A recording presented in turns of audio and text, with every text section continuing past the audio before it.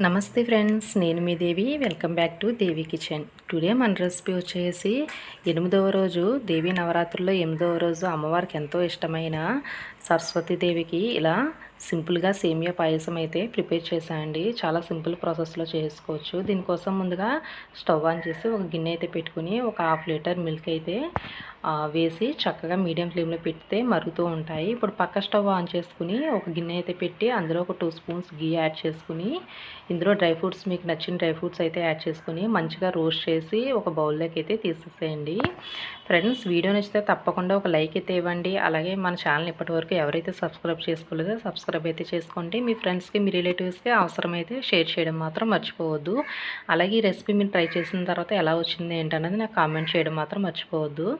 ఇలా బాగా ఫ్రై అయిన తర్వాత ఒక బౌల్లోకి అయితే తీసేయండి. తీసిన తర్వాత ఇప్పుడు అదే గిన్నెలోకి ఇంకొద్దిగా 2 స్పూన్లు గీ యాడ్ చేసుకుని మంచిగా సేమియా అయితే యాడ్ చేసుకోవాలి. ఈ సేమియా వచ్చేసి ఒక కప్పుతో అయితే తీసుకున్నానండి. మనకి ఒక 3 కప్స్ మిల్క్ యాడ్ చేసుకున్నామంటే ఒక కప్పు సేమియా యాడ్ చేసుకోవాలి. అలా ఒక కప్పు సేమియా అయితే యాడ్ చేశాను. యాడ్ చేసిన తర్వాత మంచిగా మనకి ఇది ఈ కలర్ వస్తే సరిపోతుంది. ఇలా గోల్డెన్ బ్రౌన్ సరిపోతుంది. ఇలా వచ్చేంత వరకు ఫ్రై చేసుకోండి. అలా ఫ్రై చేసుకున్న తర్వాత ఇందులో నేను ఒక 2 స్పూన్స్ సగ్గుబియ్యం అయితే యాడ్ చేస్తున్నాను. మీకు ఇష్టమైతే యాడ్ చేసుకోవచ్చు, లేదా స్కిప్ చేసేయచ్చు. ఈ సగ్గుబియ్యం ఇలా దించేసే ముందు జస్ట్ యాడ్ చేసి ఒకసారి ఇలా ఫ్రై చేసి తీసేస్తే సరిపోతుంది. లేదా మీరు ముందుగా ఒక 10 నిమిషాల ముందు నానబెట్టుకుని పక్కన పెట్టుకున్నా సరే పర్వాలేదు.